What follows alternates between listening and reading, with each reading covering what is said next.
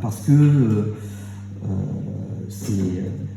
bien sûr, je ne suis pas seul, je suis avec Dieu, je prépare avec Dieu, alors c'est par grâce. J'aime bien ce chant parce que ça me permet d'introduire ce dont je vais parler, ce dont j'avais à cœur de parler. Oui, c'est par grâce, et en même temps, parfois, on se rend compte que des fois, ça nous coûte. Ça ne coûte pas un bras, c'est vrai, littéralement en tous les cas, mais ça nous coûte de saisir certaines choses de Dieu. Ce matin, j'aimerais que nous regardions le psaume 103, en tous les cas l'introduction, et on va le reprendre en partie juste sur quelques versets. Et c'est un psaume qui m'interpelle toujours encore aujourd'hui, parce que dedans, il y a un verset qui dit, c'est le verset 13, il dit « Comme un père a compassion de ses fils, l'Éternel a compassion de ceux qui le craignent. » Dieu se compare à un père qui a compassion de ses fils. Et quand je dis ça, je me dis parfois, je crois que la comparaison n'est pas bonne. Un père, c'est rarement l'exemple type de la personne au sein du foyer qui est compatissante. Je suis navré, je ne suis pas un fan je suis un fan de l'équité, mais pas de l'égalité au sens strict, parce qu'on est complètement différents. Et au fil de mes rencontres pastorales, j'ai rarement vu que la difficulté d'être compatissant au sein du foyer était chez la mère, c'était plutôt chez le père. D'ailleurs, Paul ne se trompe pas en Colossiens, il ne dit pas « Parents, n'irritez pas vos enfants », il dit « Père ». Alors on aimerait traduire par « parents » parce que ça va bien dans le monde moderne. C'est souvent les pères. Je me trompe? C'est vrai, je me trompe. Ah bon? Non mais j'en sais rien, parce que moi j'ai été élevé par un fils de flic, petit-fils de militaire. Alors l'autorité à la maison, c'était le padré. Et je trouve pas forcément ça forcément mal. J'en jouais, il faut être clair. Je crois qu'il faudra qu'un jour je demande pardon à ma mère. Maintenant que je suis chrétien, j'y pense comme ça. Alors, l'Éternel a compassion de ceux comme un père a compassion de ses fils, l'Éternel a compassion de ceux qui le craignent. Or moi, quand je lis un tel texte, ça me donne envie de savoir comment Dieu a envie que j'ai compassion de mes enfants. Et on lit ensemble à partir du verset 2. Vous êtes au psaume 103 ? C'est bien. Mon âme bénit l'Éternel et n'oublie aucun de ses bienfaits. C'est lui qui pardonne toutes tes fautes, qui guérit toutes tes maladies, qui rachète ta vie du gouffre, qui te couronne de bienveillance et de compassion, qui rassasie de bien ta vieillesse, qui te fait rajeunir comme l'aigle. L'Éternel fait justice, il fait droit à tous les opprimés. Il fait connaître ses voies à Moïse, ses hauts faits aux fils d'Israël. Et on va se concentrer sur les versets qui viennent. L'Éternel est compatissant et il fait grâce. Il est lent à la colère et riche en bienveillance. Il ne conteste pas sans cesse. Il ne garde pas sa colère à toujours. Il ne nous traite pas selon nos péchés. Il ne nous rétribue pas selon nos fautes. Waouh! Et c'est une définition de Dieu. Et on se dit, tiens, c'est une définition de Dieu donnée par David. Mais cette définition, elle revient à plusieurs endroits dans la Bible. Chez les prophètes, chez Naoum, Joël et Jonas qui la citent. On y reviendra. Maintenant, David, qui est l'auteur de ce psaume, si je ne me trompe pas, oui, c'est écrit de David, donc c'est David, la place dans un contexte historique. Il a fait connaître ses voies à Moïse et ses offices aux enfants d'Israël. Il est parfois utile, dans notre connaissance de Dieu et dans notre relation avec Dieu, de savoir dans quelles circonstances ont été données certaines promesses, et en particulier cette déclaration, l'Éternel fait justice. L'Éternel est compatissant, il fait grâce, lent à la colère, riche en bienveillance. Il ne conteste pas sans cesse, il ne garde pas sa colère à toujours. Et c'est d'autant plus intéressant quand nous apprenons, et on va le voir, que c'est Dieu lui-même qui se présente ainsi. C'est comme que Pierre déclare à Jésus-Christ, tu es le Messie, tu es le Fils de Dieu vivant. Oui, c'est Pierre qui le déclare. Mais juste après, Jésus lui dit, c'est mon Père céleste qui t'a révélé ça. Ça ne vient pas de lui-même. Et cette définition d'un tel Dieu ne peut pas jaillir de l'intérieur de l'homme. C'est Dieu, c'est notre Père céleste qui révèle à Moïse cette présentation. Et la circonstance dans laquelle il révèle ça, elle est plus que troublante. Moïse pouvait toucher du doigt, pressentir, discerner certains traits de caractère de qui est Dieu. Il discutait avec lui. Mais il ne pouvait pas tout saisir de Dieu lui-même. Et l'atmosphère, au moment où cette déclaration va être donnée, elle est loin d'être paisible. On sort d'une situation de violence qui a perturbé Moïse. Dieu avait libéré le peuple, donc c'est après cette histoire. Dieu avait libéré le peuple de l'esclavage. Donc Dieu était déjà le libérateur. Il avait des oreilles, il était tout puissant, souverain, il prenait soin du peuple, il pourvoyait à sa nourriture. Il était aussi juge et il punissait. Déjà, ce peuple avait déjà tout vu. Mais cette déclaration d'un Dieu rempli d'amour, qui est lent à la colère, riche en bienveillance, elle arrive quand? Est-ce que vous savez quand elle arrive? Quand Moïse découvre que Dieu est compatissant et il fait grâce. Vous savez pas? Non, mais vous pouvez essayer, hein. Vous avez le droit de vous tromper. La foudre ne vous tombera pas dessus. On a 3 minutes pour jouer, hein. Personne n'ose. Après l'histoire du veau d'or. Pas avant. L'ambiance est lourde, pesante. Moïse est descendu de la montagne parce que Dieu lui a dit « Retiens-moi ou je fais un malheur ». Je résume, hein, mais en français courant, c'est ça. Dieu prévient Moïse que le peuple a construit un veau d'or et qui a dit, et devant le veau d'or, ils ont fait « Ah, c'est toi le veau qui nous a sortis d'Égypte ». Et Dieu dit à Moïse « Descends, ton peuple », ça c'est intéressant, c'est aussi une histoire très intéressante. Moïse disait toujours à Dieu « ton peuple », et cette fois-ci Dieu retourne l'argument.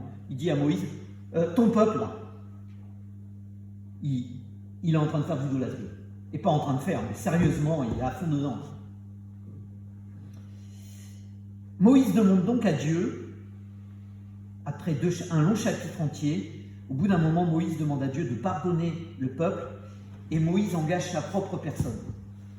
La réponse de Dieu est plus que limpide, c'est celui qui a péché contre moi que j'effacerai de mon livre. Moïse venait de dire, non, si tu détruis le peuple, efface-moi du livre. Et Dieu lui répond, c'est celui qui a péché contre moi que j'effacerai de mon livre. Où est le pardon? Il n'est pas là. Ça pose souci à Moïse. Il continue, il connaît, j'en ai déjà cité, plusieurs aspects de la personnalité de Dieu. Libérateur, tout-puissant, pourvoyeur. Et il discute avec lui, il fait confiance à Dieu. Il suit ses recommandations. Mais il manque un truc à Moïse. Il n'entend pas le pardon. Ça ne semble pas clair. Et pour Moïse, il est clairement nécessaire que le peuple soit pardonné. Sauf que Dieu ne se prononce pas tout de suite. Et il questionne Dieu et il insiste. Et Exode 33:13, si j'ai trouvé grâce à tes yeux, Exode 33:16, il revient à la charge. comment serais-je donc certain que j'ai trouvé grâce à tes yeux, ainsi que ton peuple ?» Moïse réagit à un problème d'une façon qui ne correspond pas à celle de notre société ambiante. Il a conscience que Dieu punit les fautes, que le peuple est allé trop loin dans son arrogance à l'égard de Dieu, et il se trouve face au jugement qui condamne les fautes. Beaucoup aujourd'hui, et c'est des questions rhétoriques qu'on entend auprès de nos amis qui se questionnent sur Dieu, leur première question quand ils voient des souffrances, comment Dieu peut-il permettre une telle situation ? Comment Dieu peut-il punir si violemment son peuple ? S'il est rempli d'amour, pourquoi punit-il ? Dieu lui pose la question, comment être sûr que tu me pardonnes et que tu leur pardonnes ? C'est une différence fondamentale. D'un côté, nous avons l'unité d'un homme, Moïse, et de l'autre, l'attitude de remettre en question Dieu, qui avait toujours fait le peuple hébreu. Au lieu de se remettre en question devant Dieu, on remet en question Dieu. De son autorité, on remet en question Dieu parce qu'on le trouve autoritaire. On trouve qu'il est violent. Bien sûr, certains seront plus subtils. Ils ne diront pas remettre en question Dieu, mais remettre en question l'historicité d'un tel texte. Oh, je ne remets pas en question Dieu, je remets en question la Bible. Vous voyez la subtilité ? Quand vous discutez avec vos amis non chrétiens, à un moment donné ou un autre, au boulot ou ailleurs, on a ce genre de boulot, de conversation et donc de boulot à avoir. Comment je vais argumenter ? Déjà, ce texte était connu de David, était connu des autres prophètes, donc il en était antérieur, cette définition de qui est Dieu. Alors oui, c'est vrai, il n'y a pas forcément de preuve de l'existence de Moïse en dehors des textes bibliques. Mais ce n'est pas parce qu'il y a de preuves qu'il n'y a pas d'histoire. Vous voyez ce que je veux dire ? L'absence de preuve d'événements historiques n'est pas l'absence d'une histoire. Les preuves arrivent parfois après. Et même souvent après. Et c'est parce qu'il y a une histoire qu'un jour ou l'autre on finit par découvrir des preuves. Et notre foi n'est pas basée sur le prof d'histoire, même s'il dit des choses vraies. Mais il se limite à ce qu'il sait et ce qui est prouvé. Et j'en parle parce que nos enfants, au collège et au lycée et à l'école primaire, ils entendent des trucs. Et on a besoin d'avoir un raisonnement intelligent et raisonné. Pour nos enfants et nos petits-enfants. Certains livres d'histoire, pour vos enfants de 6e, ils apprennent que tout a été écrit au 5e siècle avant Jésus-Christ. Vous pouvez faire un gros buzz, hein. Certains textes ont été écrits. Et il y a des traces. Pas forcément comme ça, mais il y a des traces. D'ailleurs, voilà, on fait une parenthèse sur cet événement historique, mais parfois, la remise en question de textes historiques n'est qu'un prétexte pour ne pas aborder le problème de fond. Et les problèmes de fond, c'est souvent que des gens ils vivent des circonstances pénibles et ils sont en lutte avec Dieu et un Dieu qu'on leur proclame être un Dieu d'amour. Et ils vivent en fait la même histoire que Moïse à ce moment-là. Et c'est dans ces histoires, dans ces circonstances pénibles, dans des moments où nous et les autres, on se questionne, où il faut choisir les questions qu'on a à se poser. Soit je remets en question Dieu, parce qu'il n'a pas répondu à ma prière là tout de suite maintenant. Mais Dieu n'est pas à tes ordres, c'est vrai. Dieu n'est pas à tes ordres. C'est comme à la maison. Papa, maman n'ont pas fait tout de suite. Bah non, ils ne sont pas à notre service. C'est ce que je dis souvent à mes enfants. Je te sers, mais je ne suis pas à ton service. Bouge tes fesses. Pardon, ça c'est la suite. Et donc entre un Dieu que nous savons intellectuellement, et parfois par l'expérience, mais l'expérience ne vient pas tout de suite, ou pas toujours, en premier. Nous savons bon, et la réalité crue de ce que nous vivons, nous sommes devant deux chemins. Ou on questionne Dieu, ou on remet en question Dieu. La ligne est parfois fragile, hein, et parfois on tente d'un côté à l'autre. Quand on passe par des épreuves, on a envie de remettre en question certains trucs de ce qu'on connaît de Dieu. Et c'est ce que va vivre Moïse, et voici ce qu'il entend. L'Éternel, un Dieu plein de compassion et de grâce, lent à la colère, riche en amour et en fidélité. Il conserve son amour jusqu'à la 1000e génération. Il pardonne le crime, même pas les délits, le crime. La faute des pères sur leurs descendants jusqu'à la... Non, il pardonne le crime, la faute des pères, mais en fait, les fautes resteront sur les descendants jusqu'à la 3e, voire la 4e génération. J'ai mal réécrit le texte, pardon. Et la réaction de Moïse, c'est pas « Non mais Dieu, franchement, tu pourrais pardonner plus facilement. » Non.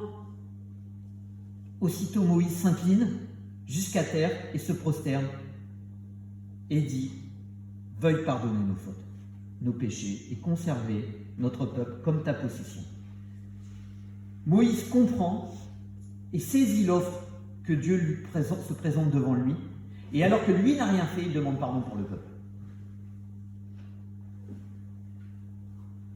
Mais il ne dit pas « Ah Dieu, si tu es bienveillant, pourquoi as-tu condamné le peuple?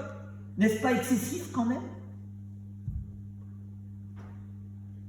Oui, on est souvent bien plus souvent tenté de trouver Dieu excessif que de trouver que notre faute, elle, est excessive. Mais Dieu ne peut laisser le coupable impuni. Alors que notre société va chercher des explications, voire des excuses aux actes malveillants commis, Moïse prend son rôle d'intercesseur à cœur, il dit pardonne-leur.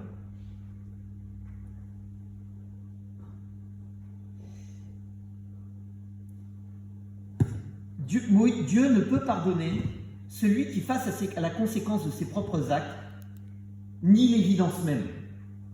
On le fait tous, hein. On l'a tous fait, au moins jeune, mais on le fait tous. Moi, jeune, ado, pris en flag, non, pas moi. C'est pas moi, c'est ma sœur. Bah, c'était vrai, certainement. Quand je perds mes clés, ou que je ne sais plus où elles sont, c'est la faute de mes enfants. C'est pas moi qui les ai mis au mauvais endroit. J'ai 48 ans et je commence à me retenir avant d'ouvrir la bouche et à me dire, bon, où j'ai mis mon casque, où j'ai mis mes clés, où j'ai mis... Bon, je vais chercher dans tous mes sacs avant de me dire, forcément, c'est mes gamins. Je me retiens. On apprend toujours. Mais Dieu, lui, bien sûr, il pardonne les fautes que nous ignorons nous-mêmes. On demande à Dieu parfois de dire, Dieu, pardonne-moi les fautes dont je n'ai pas conscience. Mais là, je parle de situations où on est face à les conséquences de nos actes. Je vois mon péché en face, il est clair et limpide, et je vais considérer que Dieu est excessif. On est gonflé parfois. Lorsque quelqu'un échoue, on vit dans une société où on se dit, peut-être qu'on lui aurait mal expliqué, peut-être que c'est la faute de son éducation, que si les responsables avaient été plus bienveillants, plus pédagogues, le peuple n'aurait pas mal tourné. Vous l'entendez pas, ça? Même à la maison, parfois. Même au sein du couple. Ah, si tu lui avais lui expliqué, peut-être qu'il aurait compris. Peut-être qu'il voulait juste pas t'obéir. Je voudrais vous faire un petit rappel historique de tout ce que le peuple avait déjà vu sur Dieu. Le peuple savait que Dieu entendait et répondait aux prières. Le peuple avait vu des prodiges et des miracles. Ils ont vu Dieu résister à l'orgueil du Pharaon. Ils ont pu manger et boire dans le désert grâce à Dieu. Ils avaient râlé, ils s'étaient plaints, Dieu avait pardonné. Dieu n'avait pas été intransigeant, mais patient. Parce que quand ils râlent, il aurait pu leur dire « Attendez, arrêtez de dire que vous n'avez rien à manger, vous êtes partis avec du bétail d'Égypte. Il est devant vous, le bétail. Vous avez de quoi manger. On l'oublie hein, quand on lit le texte. On croit qu'ils sont dans le désert et qu'ils n'ont rien à manger. Mais ils sont partis avec tous leurs troupeaux. Hein. Pas il y a 3 ans, il y en avait encore plein. Ils ont vu Dieu combattre pour eux contre les Amalécites. Ils ont entendu Dieu parler au travers d'une montagne. Nous, on ne l'a pas encore entendu parler au travers d'une montagne, Dieu. Hein. Ils ont reçu des prescriptions de sa part. Dieu leur offre des perspectives, un avenir fait d'espérance. Leur a confié des responsables pour pouvoir régler les litiges. Et Dieu place sa tente au milieu du campement. Vient alors le veau d'or. Ce n'est pas simplement une faute d'orthographe, hein, ou un échec ou une maladresse de communication. Il s'agit d'exproprier de son œuvre et de sa gloire Dieu. C'était pas juste une erreur. On donne à Dieu, on donne à une statue une gloire qui revient à Dieu. On dit que c'est la statue qui a fait une œuvre alors que c'était Dieu qui l'avait faite.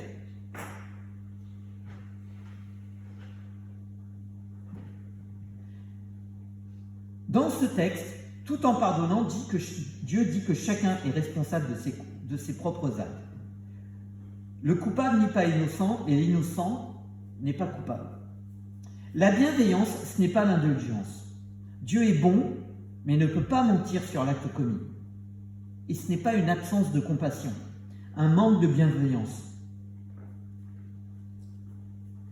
Ne rien dire ou faire de la part de Dieu, ce serait même de la complaisance.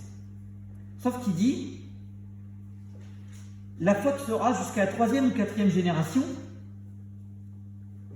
mais en même temps, comme il dit que celui qui pardonne la faute jusqu'à la 1000e, il y a devant les yeux des Hébreux 2 choix. Soit je demande pardon et je suis tout de suite crassier et le lien que je romps, je coupe un lien avec ma faute et ça a une bénédiction pour toute ma famille. C'est-à-dire quand je demande pardon à Dieu, c'est pas que pour moi, ça a des conséquences positives sur mes enfants et mes petits-enfants parce que je romps le lien.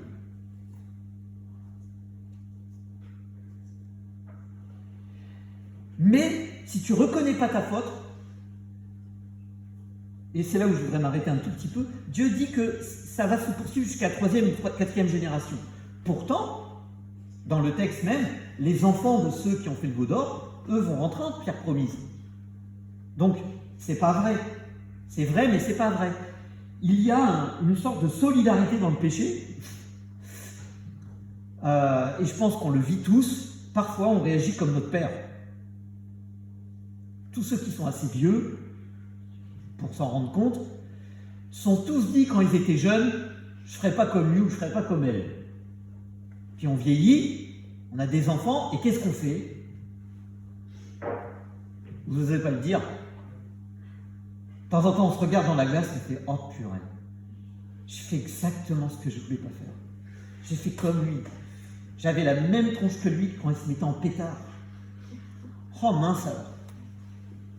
Père, sors de ce corps. »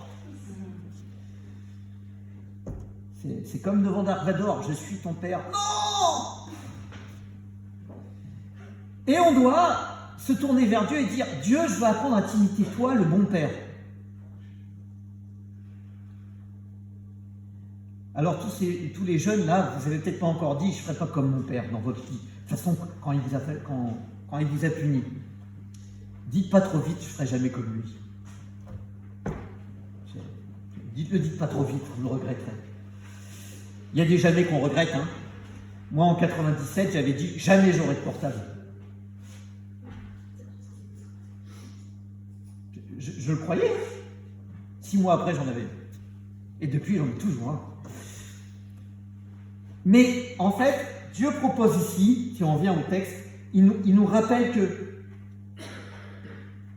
quand on ne veut pas reconnaître nos fautes, ça a des conséquences dans la famille et il y aura des entraves. Nos enfants nous voient vivre et même s'ils râlent contre nous, ils nous prennent en exemple.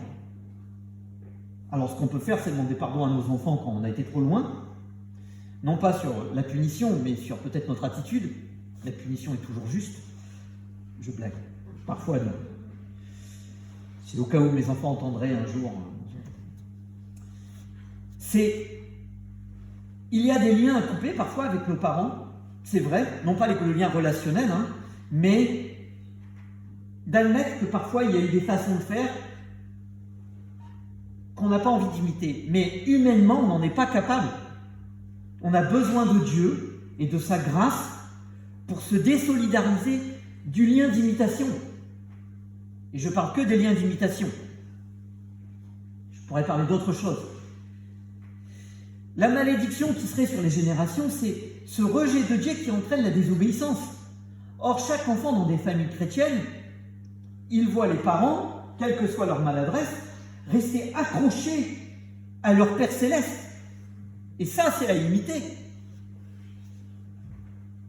La malédiction, le rejet de Dieu qui entraîne une désobéissance. C'est pas tant la désobéissance, c'est ce qui a engendré la désobéissance. Je ne veux pas de Dieu. La solution, la grâce, celle offerte par Dieu, qui vient d'en haut. Rien d'autre. La bienveillance surpasse de loin la sanction. 1000 générations de bienveillance, 3 ou 4 de malédiction. Autant dire que Dieu est en train de présenter, non pas un comptage littéral, ça y est, j'ai péché, il y en a jusqu'à mes arrière-petits-fils. Non, c'est pas ça le texte. C'est pour montrer la disproportion entre la grâce offerte et la faute. Et Paul l'avait compris. Là où le péché abonde, la grâce surabonde. Cette bienveillance disproportionnée est celle dont parle le psaume 86, 103 que nous venons de lire, 145. Moïse l'a saisi, et même Jonas. Vous savez cette histoire du gars qui va dans le poisson? C'était avant Pinocchio. Mais est-ce que vous savez pourquoi il ne voulait pas aller à Ninive? Il s'est retrouvé dans le poisson parce qu'il ne voulait pas aller à Ninive. Mais pourquoi il ne voulait pas y aller?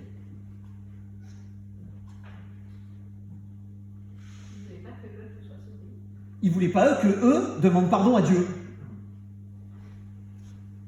Et pourquoi? Parce qu'il connaissait ce texte. Il a fini par obéir à Dieu, il est parti parler aux habitants de cette ville, et il adviendra ce qu'il ne voulait pas. Le peuple est revenu à Dieu, a demandé pardon à Dieu. Un peuple non juif, pour Jonas, un peuple non juif demande pardon à Dieu et donc sera pardonné. C'est une folie pour Jonas. Et il demande sincèrement pardon à Dieu. Et voici ce que Jonas reproche à Dieu. À Éternel. Ah, je l'avais bien dit, quand j'étais encore dans mon pays. C'est pour prévenir cela que je me suis enfui à Tarsis. Car je savais que tu es un Dieu plein de grâce et de compassion, lent à se mettre en colère, riche en amour, que tu renonces volontiers à faire venir le malheur que tu as annoncé. C'est surprenant. Non, je ne vais pas aller leur parler de Dieu parce que ils vont prendre le pardon. La bienveillance encore. Et Jonas avait saisi ça. Oui, ce mot de bienveillance de Dieu est parfois aujourd'hui dans notre quotidien synonyme d'indulgence. Mais ce n'est pas la même définition. Ou de complaisance. D'une compréhension de la faiblesse humaine qui irait jusqu'à ne pas prendre en compte la faute.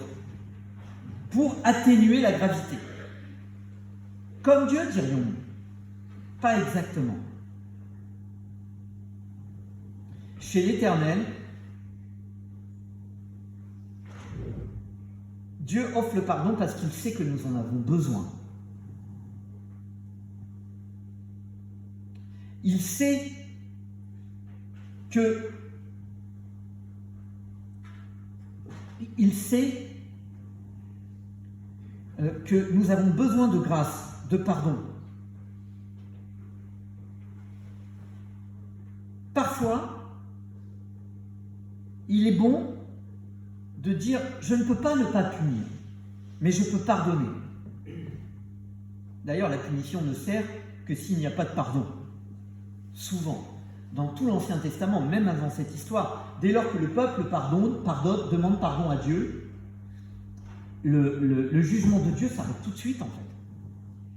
Et ça à plusieurs reprises. Une fois que les gens demandent pardon,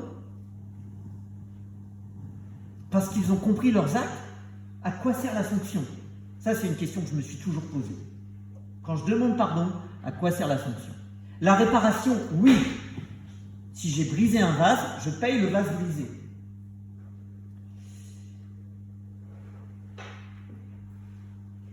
Quand le peuple demande pardon, Dieu leur pardonne. La colère s'en va, l'irritation s'en va.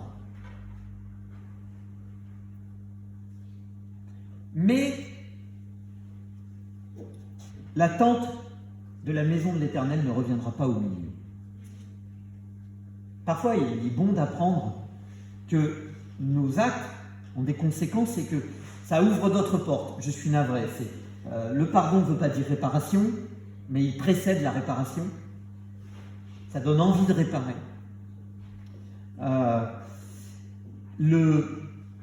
Et puis, pardon ne veut pas dire je redonne ma confiance. C'est pas la même chose. Dieu a pardonné le peuple, mais il connaissait la nature du peuple. Il n'a pas remis sa pente au milieu. Et on a besoin d'être vrai. Moi, je me souviendrai toujours d'une lettre que j'ai reçue.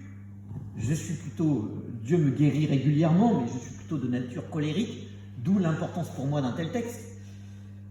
Et j'ai lu un jour une lettre d'une petite histoire qu'une dame m'a envoyée sur la colère. Alors j'avais 26 ans, c'était un enfant colérique, et il se mettait tout le temps en colère. Un jour, le père lui a dit, écoute, à chaque fois que tu vas te mettre en colère, tu vas prendre un clou et tu vas aller le poser au fond du jardin sur la clôture. Vous connaissez l'histoire? Quelques-uns la connaissent. Et donc, l'enfant se met en colère quelques fois dans la journée, et à chaque fois, il prend un clou, un marteau, il va clouer il va mettre le clou dans la clôture à la fin. 4 fois, 3 fois, 2 fois, un jour arrive le soir où, pas une seule fois, le fils ne s'est mis en colère dans la journée. Il lui dit, très bien mon fils, à chaque fois que tu passeras une journée sans te mettre en colère, tu iras retirer un clou. Bon, parfois il en remet, parfois il en retire, et un jour, il n'y a plus de clou sur la clôture. Le fils est ravi, il va voir son père, et lui dit, papa, il n'y a plus de clou sur la clôture. Le père prend le fils, il va devant la clôture, il dit, bravo mon fils, tu vois, il n'y a plus de clou. Tu as vu tous les trous. Et bon, cette femme qui m'a envoyé cette petite histoire est devenue ma femme. Hein. Au début, je me suis dit, mais de quoi se mêle-t-elle celle-là? Pour qui elle se prend? Et en fait, elle a eu le courage de me parler de ma colère, et ça m'a parlé quand même. Mais Dieu, avec cette compassion, cette grâce qu'il nous offre, tout en sachant qu'il veut que nous soyons clairs avec nos fautes, parce qu'il veut que les conséquences de nos actes s'arrêtent pour nous et pour les autres. Il ne veut pas qu'on se détruise, il veut nous construire. Le psaume 103 rappelle aussi une autre chose. Dieu sait que nous sommes poussière. Il sait de quelle pâte nous sommes façonnés. Il ne tient pas compte, il tient compte du fait que nous sommes poussière. Et ça aussi, c'est une grâce. Nous, on pourrait se dire, oh, ça veut dire que Dieu, tu vas me faire subir toutes les conséquences de mes actes, même si je te demande pardon. Parfois, c'est vrai, on doit subir des trucs. Quand on a un accident de voiture, l'assurance va augmenter, on va se retrouver sans voiture pendant un certain temps, il faudra faire les courses à pied ou en bus, et ça va avoir un impact sur le budget. C'est des conséquences humaines, n'est-ce pas? Vous n'avez jamais eu d'accident de voiture, c'est pour ça. Mais Dieu sait que nous sommes poussière, et parfois, même souvent en fait, moi je crois que dans ma vie c'est souvent, il en annule les conséquences. La conséquence relationnelle, j'ai plus de problème avec lui, et puis même des conséquences physiques, sur terre. Des conséquences dans... Voilà ce qui aurait dû m'arriver, et ça ne m'arrive pas. C'est ce que j'aurais mérité, pas la grâce. Ce qui m'était dû, c'est les conséquences de mes actes. Dieu m'offre un chemin tout propre. J'étais injuste, je devrais être condamné, je suis pardonné, justifié. Et le verset 17 du psaume poursuit, mais la bienveillance de l'Éternel, elle, dure d'éternité en éternité pour ceux qui le craignent. Pas 1000 générations, d'éternité en éternité. Parce que c'est ça que ça voulait dire 1000. Dans la langue hébraïque, il n'y a pas million. Le dernier mot, le seul mot qui convient pour un grand nombre, c'est 1000 en hébreu. Pas million, il n'y a pas milliard. C'est des mots qui ont été créés plus tard dans les différentes langues. Mais ça voulait dire l'éternité. Dieu m'aime d'une manière éternelle. Et le reste du chemin, c'est son Fils sur la croix. Mais que Dieu nous aide, nous rappelle peut-être toutes les fois où nous avons découvert son amour au travers de moments difficiles, dans des périodes douloureuses. Que parfois c'est à ce moment-là que nous saisissons, plus encore qu'avant, son amour, sa bonté, sa grâce, sa bienveillance. Sa mansuétude, c'est un vieux terme français, mais que j'aime beaucoup. Sa mansuétude. Alors que, comme le dit David, dans le psaume 18, il dit « Seigneur, ta mansuétude me fait devenir grand », que la mansuétude de Dieu continue de nous faire grandir. Je prie, puis je vous lâche la main. Notre Père, nous te remercions du fond du cœur parce que